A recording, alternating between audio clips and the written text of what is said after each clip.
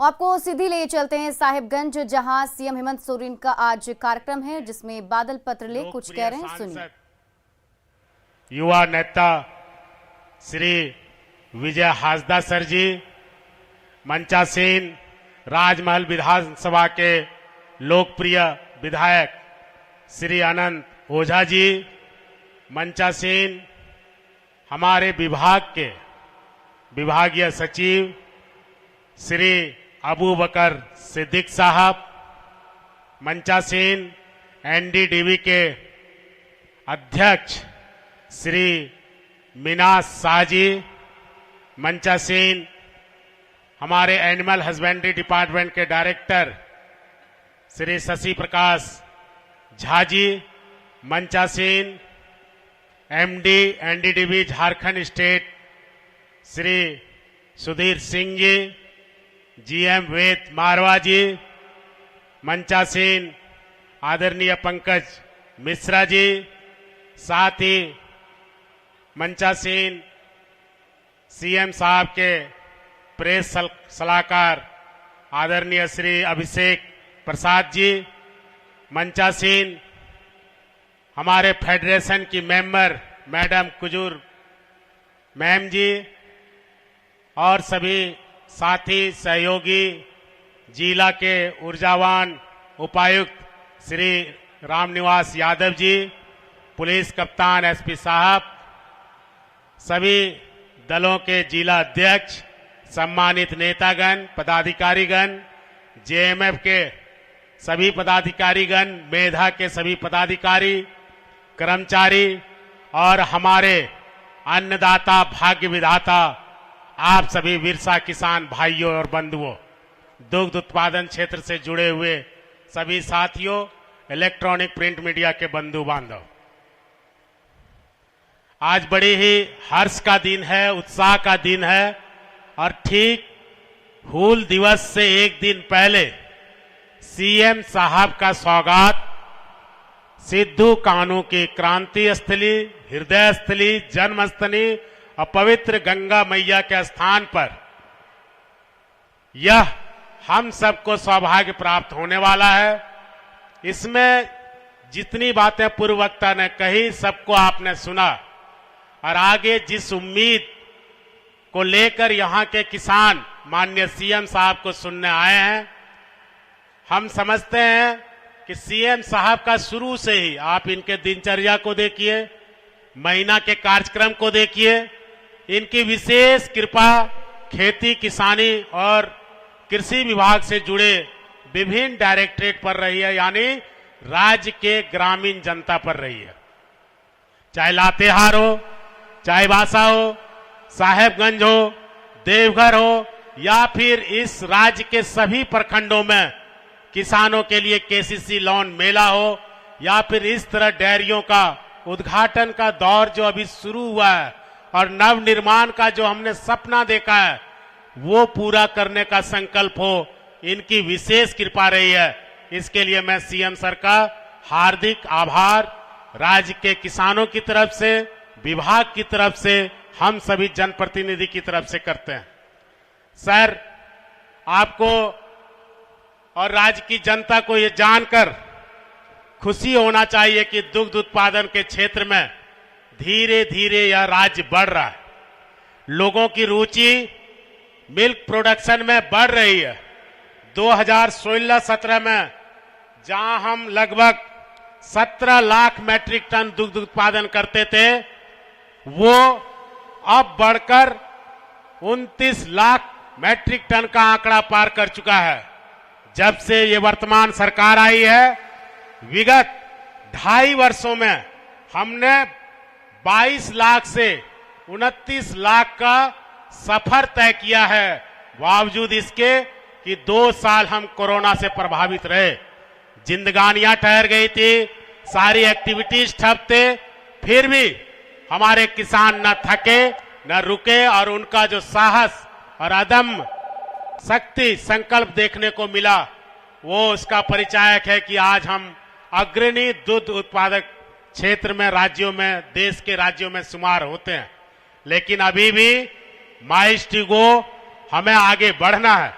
और सीएम साहब का जिस तरह कृपा है, आने वाले दिनों में देवघर में 50,000 लीटर क्षमता का और साथ ही पलामू में भी 50,000 लीटर क्षमता का डेयरी का उद्घाटन होने जा रहा है।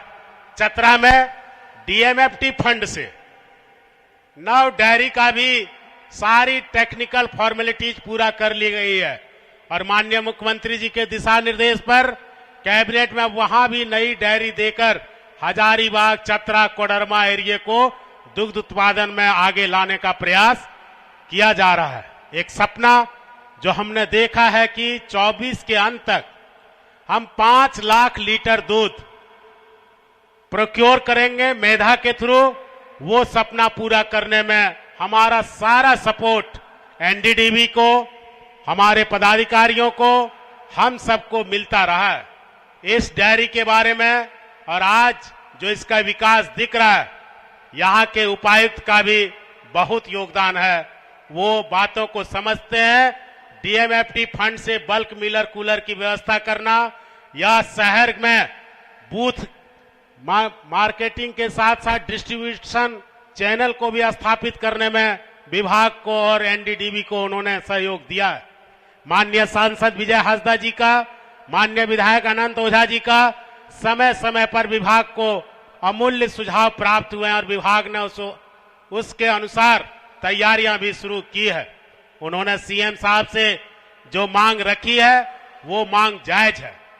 पहले हम लोग प्रोत्साहन के रूप में सिर्फ सुनते थे कि फलाना स्टेट इस देश का मिल्क प्रोड्यूसर्स को प्रोत्साहन राशि दे रही है, लेकिन झारखंड में ऐसी बात नहीं थी।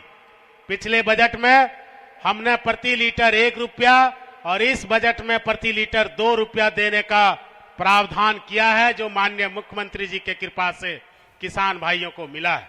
आने वाले दिनों में इस राज्य के 20,000 प्रज्ञा केंद्रों पर, कॉमन सर्विस सेंटर पर मेधा के प्रोडक्ट्स गांव गांव में उपलब्ध होंगे। क्वालिटी आएगी। हम जो दूध का सेवन करते हैं, कच्चा दूध का जो पास्चराइज नहीं होता है, उसमें तरह तरह के जर्म होते हैं, न्यूट्रिएंट्स की कमी होती है और हम कुपोषण का शिकार होते हैं।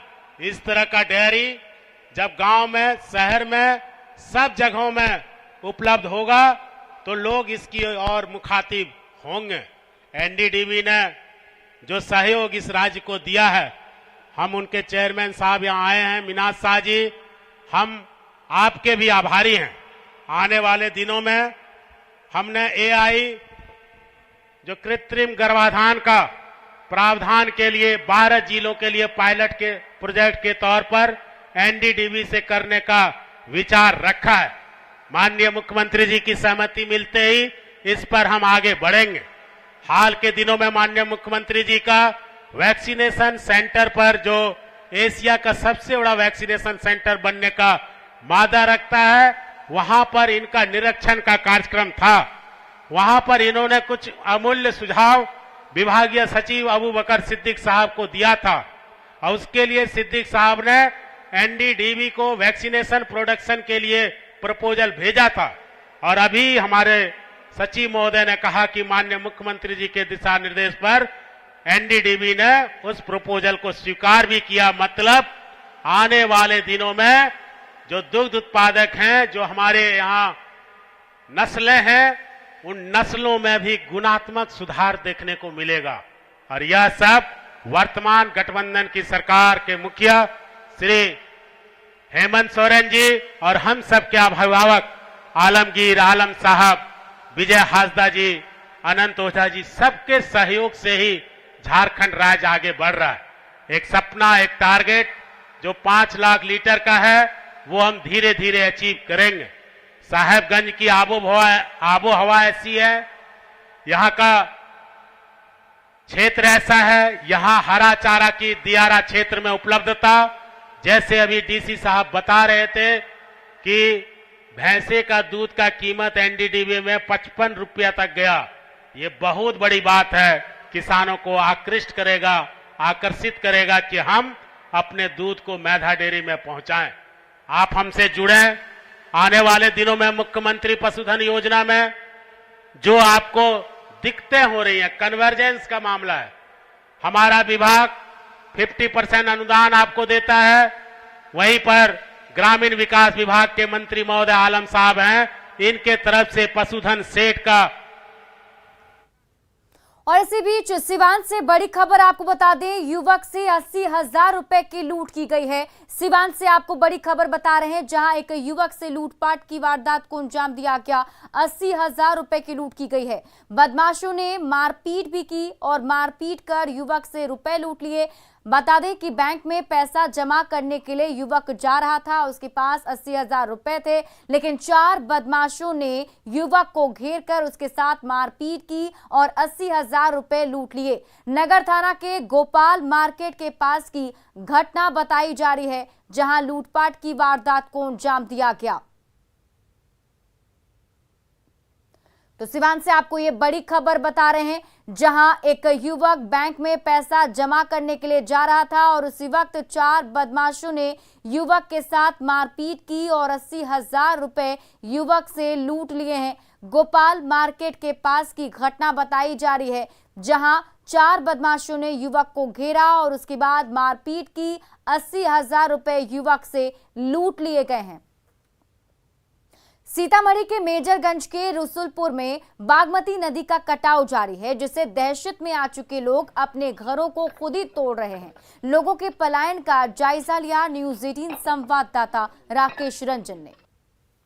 सीतामढ़ी के मेजरगंज प्रखंड के रसुलपुर गांव का आपको एक दुखदाई मंजर दिखलाने की कोशिश करता हूं कि किस तरीके से बागमती नदी के अभिशाप का सामना यहां के लोगों को करना पड़ रहा है। और आप तस्वीर देख सकते हैं, यह दर्दनाक तस्वीर इसे कही जा सकती है, क्योंकि लोग ईंट जोड़कर अपना आशियाना किसी तरीके से बनाते हैं और पूरी जिंदगी की कमाई उसमें अपनी झोंक देते हैं, लेकिन उसी आशियाने को जब अपने हाथों से तोड़ना पड़े तो दुख और तकलीफों का पहाड़ किस तरीके से इंसान के शरीर पर गिरेगा, या आप सहज अनुमान लगा सकते हैं। जिन्होंने अपने आशियाने को बनाया था, उन्हीं से बात करते हैं। बताइए क्यों तोड़ रहे हैं? नदी के डर से सर। क्या मारपीट ढाई हो रहा है। ढाई हो रहा है जी। तो आपका अब घर कट जाएगा? जी कर जाएगा।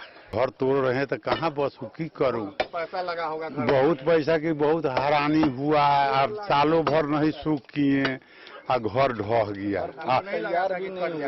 नहीं वहाँ नदी था सर, बहुत दूर वाला नदी था सर। तो आप तस्वीर देख सकते हैं, अपना आशियाना को लोग खुद अपने हाथों से तोड़ रहे हैं और मजबूरी है, क्योंकि बागमती नदी आ चुकी है बगल में और अब इस घर की बारी थी, तो लोग किसी तरीके से घर की संपत्ति को बचाने के लिए, उसके ईंट को बचाने के लिए, उसके दरवाजे को बचाने के लिए, उसकी खिड़की को बचाने के लिए जल्दी से घर को तोड़ रहे हैं और जो बचने वाला चीज है उसको बचाने की कोशिश कर रहे हैं। तो यह दुखद नजारा सीतामढ़ी के मेजरगंज प्रखंड के रसुलपुर गांव की है।